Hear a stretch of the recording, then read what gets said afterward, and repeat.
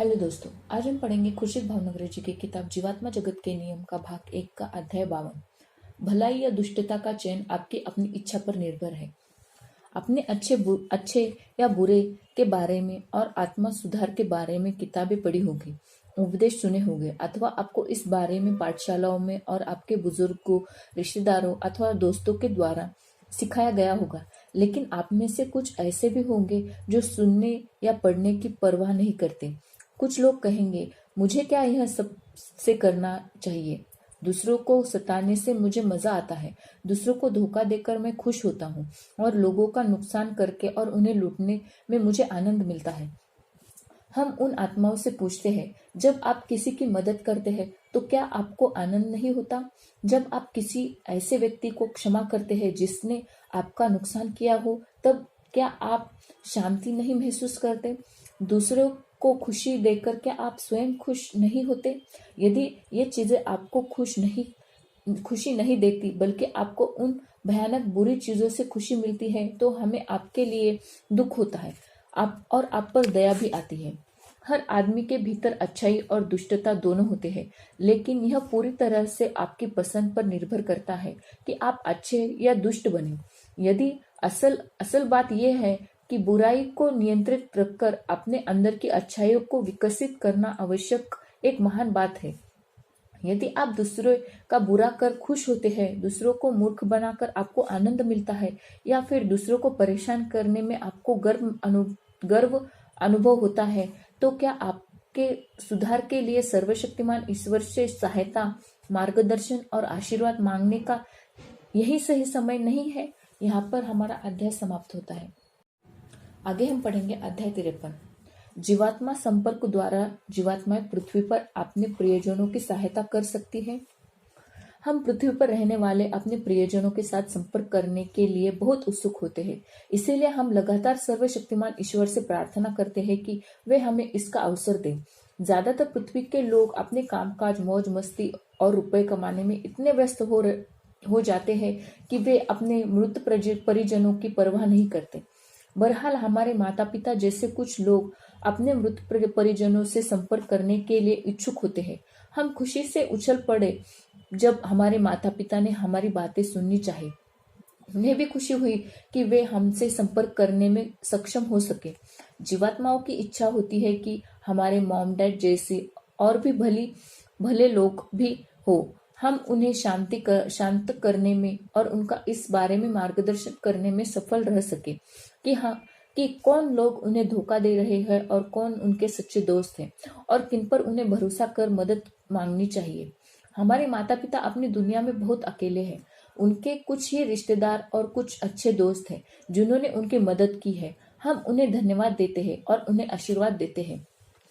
बहुत सी जीवात्माएं ऐसी है जो अपने प्रियजनों के साथ संपर्क करने को बहुत अधिक इच्छुक है। हमारी तरह वे पृथ्वी के अपने प्रियजनों को शांति प्रदान कर उनकी मदद करना चाहते हैं, क्योंकि पृथ्वी पर उनका दुख और बरहाली यहाँ हम तक प्रस्तावित होता है और हमें भी दुख और उदास कर देती है। हम समझते हैं कि आप उस समय कैसा महसूस करते होंगे जब आपका कोई प्रियजन आपकी दुनिया से छोड़ आपसे अलग हो जाता है, क्योंकि आप हमें देख सुन छू नहीं सकते। लेकिन हम आपसे विनती करते हैं कि आप शांत रहे और हमारे लिए शोक न करें, क्योंकि हम वहां की तुलना में यहाँ अधिक खुश हैं। पृथ्वी की तुलना में हम यहाँ अधिक जीवंत है और हम यहाँ से भी आपको देख सुन छू सकते हैं, आपके गले मिल सकते हैं और आपको चूम भी सकते हैं। यदि आप और आपके मृत प्रियजन एक दूसरे के बहुत ही करीब हो, तो केवल तभी हम आपके दुख का प्रबलन से अनुभव कर सकते हैं। किसी माता या पिता और उनके बच्चों या भाई बहन अथवा एक दूसरे से गहरे प्यार करने वाले अच्छे दोस्त और उनका लगाव हम पर गहरा असर करता है। बहरहाल, इससे फर्क नहीं पड़ता कि धरती पर उनका रिश्ता क्या था। यदि लोगों में सच्चा और परस्पर प्यार न हो, तो जीवात्मा जगत में आने के बाद हमारा उस आत्मा के साथ संबंध नहीं रहता। हमारे माता पिता कभी कभी हमारे बिना इतने अकेले और दुखी हो जाते थे कि बिना जीवात्मिक संपर्क के हमारे लिए उन्हें शांत करना और उन्हें खुश करना बहुत कठिन हो जाता। हम उन्हें समझाते कि उन्हें अपनी भावनाओं को नियंत्रित करना चाहिए, क्योंकि उनके दुख से हमें भी दुख होता है और पृथ्वी पर होने की तुलना में हम आज उनके अधिक करीब हैं। इस जीवात्मिक संपर्क से हम सब, मॉम, डैड, विस्पी और ऋतु, एक दूसरे के साथ अपने सुख दुख बांटते हैं।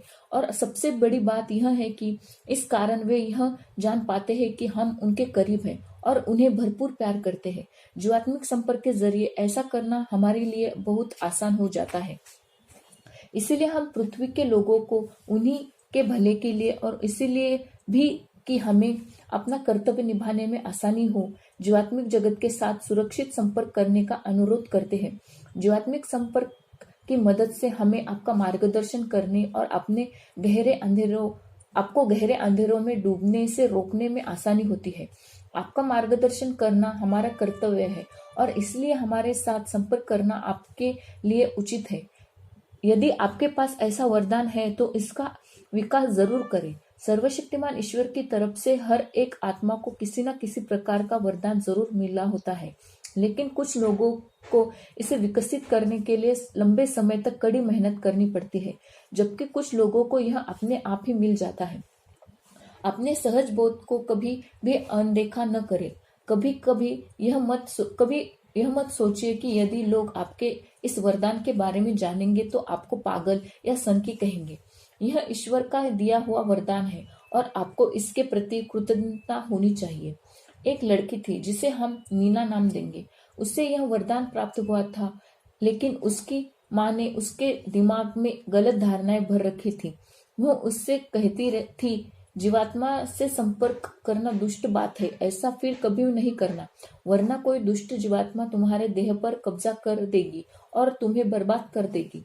तुम शैतान बन जाओगी और तुम्हें नर्क की आग में जलना पड़ेगा। नीना अपनी माँ की चेतावनी से इतना डर गई कि उसे जीवात्मिक संपर्क शब्द कहने से भी डर लगने लगा। वह एक बड़ा अवसर, एक बड़ा अद्भुत वरदान और अपने आप में ही विश्वास खो बैठी। कई वर्षों बाद जब उसे इस सच पता चला और उसकी पति ने उसे ऐसी किताब दी जिससे इस वरदान का वर्णन था, उसे बहुत देर हो चुकी थी। माँ की कही बातों को भूल कर उसने अपनी पुरानी क्षमता को वापस पाने की भरपूर कोशिश की, लेकिन वह इसे दोबारा हासिल नहीं कर पाई, क्योंकि उसका डर बहुत गहरा हो चुका था। अपनी माँ का कहा मानने का उसे अफसोस था और अपना खोया आत्मविश्वास दोबारा पाना उसके लिए असंभव हो गया था। नीना की कहानी की तरह ऐसे अनेक घटनाएं हुई है, इसीलिए हम पृथ्वी के लोगों को यह आग्रह करते हैं कि वे सत्य को अच्छी तरह से जानें, बिना किसी को सलाह न दें। अधूरा ज्ञान खतरनाक होता है। सलाह सुनने वाले लोगों को चाहिए कि वे यह निश्चित कर ले कि उन्हें जिस माध्यम से सलाह मिल रही है उसका मूल सच्चे जीवात्मिक ज्ञान के स्रोत पर आधारित है। यहाँ पर हमारा अध्याय समाप्त होता है। आगे हम पढ़ेंगे अध्याय 54। ज्यादातर आत्माएं निम्नतर लोकों में निवास कर चुकी है। हम सभी धरती पर इसीलिए पुनर्जन्म लेते हैं ताकि अपनी आत्मा को शुद्ध कर सके और उच्च स्तर पर ऊंचा उठ सके, लेकिन हमारी यह आकांक्षा हमेशा पूरी नहीं होती और ऊपर उठने के बजाय हम अक्सर नीचे चले जाते हैं। इसलिए हमने से ज्यादातर लोगों ने दूसरे लोक से छठे लोक तक का अनुभव किया होता है। केवल कुछ ही ऐसे होते हैं जिनको प्रथम लोक का अनुभव हुआ होता है, क्योंकि प्रथम लोक से बाहर आना बहुत ही मुश्किल है। पृथ्वी पर प्रत्येक आत्मा 100 से लेकर 2000 बार तक जन्म ले चुकी है और हम एक को विभिन्न प्रकार के अनुभव मिल चुके हैं। प्रत्येक आत्मा को विभिन्न प्रकार के समस्याओं और परिस्थितियों को सामना करना पड़ता है। हम आपको यह भी बताएं कि जीवात्माओं को यह अनुमति नहीं होती कि वे धरती के लोगों को अपने सारे भेद बता दे। हम जीवात्माएं आपको केवल कुछ ही बातें बता सकती है। यदि हम आपको आपके भविष्य के बारे में बता दे तो जीवन की घटनाओं के घटित होने से पहले ही आप उनके लिए तैयार हो जाएंगे और आपका पुनर्जन्म किसी काम का नहीं रह जाएगा। यहाँ पर हमारा अध्याय समाप्त होता है। आगे हम पढ़ेंगे अध्याय 55। जीवात्माओं से संपर्क के बारे में भ्रांतियां। यदि आप सोचते हैं कि आपके मृत परिजनों की प्रगति बाधित होगी तो आप पूरी तरह से गलत है। बिना जीवात्मिक संपर्क के अथवा आपको सही राह बताने के लिए हम जीवात्माओं को अपने विचार आप तक पहुंचाने में कई दिन, महीने, साल या कभी कभी तो कई दशक लग जाते हैं। लेकिन जीवात्मिक संपर्क द्वारा हम आपको कुछ ही घंटों में अपनी बात समझा सकते हैं, जिसमें अथवा वर्षों लग सकते हैं। इसीलिए जीवात्मिक संपर्क से मृत आत्माओं की प्रगति बाधित होने के बजाय और भी तेज गति से होती है। जैसे कि हमने पहले कहा, उच्चतम स्तर पर एक जुड़वा अपने दूसरे जुड़वा के ऊंचे उठने की प्रतीक्षा करती है और उसे अपने उस जुड़वा को नीचे गिरने से बचाने के लिए बहुत परिश्रम करना पड़ता है। जब उच्चतम स्तर पर स्थित जुड़वा पृथ्वी पर रहने वाले दूसरे जुड़वा तक अपने विचार पहुंचाने की कोशिश करता है, तो हो सकता है कि उसका पृथ्वी पर रहने वाला जुड़वा वर्षों तक इस और कोई ध्यान ही न दे। लेकिन जीवात्मिक संपर्क के द्वारा यह आसानी से और तेज गति से होता है। इसलिए हमारी प्रगति जीवात्मिक संपर्क के साथ तेज गति से होती है। लोग सोचते हैं कि जीवात्मिक संपर्क मृत आत्मा की प्रगति को बाधित करता है, और यही कारण है कि बहुत से लोग अपने मृत प्रियजनों के साथ संपर्क करना नहीं चाहते। क्या यही सच है? अथवा सच है तो अपार बोध से ग्रासित उनकी अंतरात्मा उन्हें संपर्क करने से रोकती है। सच्ची पवित्र आत्माओं और संतों के पास मृत आत्माओं और जीवात्माओं से संपर्क करने की शक्ति होती है। यदि संपर्क से जीवात्माओं से की प्रगति बाधित होती, तो क्या ऐसी उच्च आत्माओं के पास यह शक्ति होती? कुछ लोग कह सकते हैं, सावधान रहिए, अथवा दुष्ट आत्माएं आपके शरीर पर कब्जा कर लेंगे और आप बरहाल होकर नर्क में जाएंगे। ऐसे लोगों के लिए ये कुछ जवाब है। क्या आप दुष्ट है? दुष्ट ही दुष्ट की ओर आकर्षित होता है। यदि आप दुष्ट है तो हाँ, आपको जीवात्मिक संपर्क से डरना चाहिए, क्योंकि दुष्टता दुष्ट आत्माओं को ही आकर्षित करती है।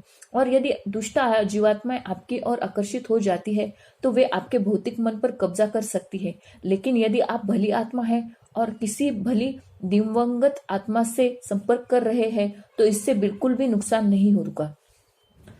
कभी भी स्वचलित लेखन की कोशिश अपने आप न करें। बिना सुरक्षित कड़ी और उचित निर्देशों का पालन किए खुद स्वचलित लेखन की कोशिश करना बहुत ही खतरनाक हो सकता है।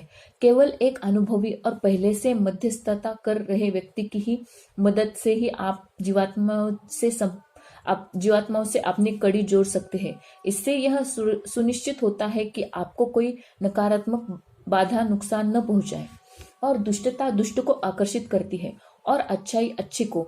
भली जीवात्माएं निश्चित तौर पर आपका बचाव करती है, और एक भली आत्मा के साथ लगातार जीवात्मिक संपर्क में जहां आपकी कड़ी टूटी नहीं होती, आप पूरी तरह से सुरक्षित होते हैं। जिस तरह आप अपने घर का दरवाजा दुष्ट लोगों के लिए बंद रखते हैं और उन्हें घर में घुसने नहीं देते, उसी तरह आपको अपना मन दुष्ट जीवात्माओं के लिए बंद रखना चाहिए और उन्हें अपने मन में प्रवेश करने से रोकना चाहिए।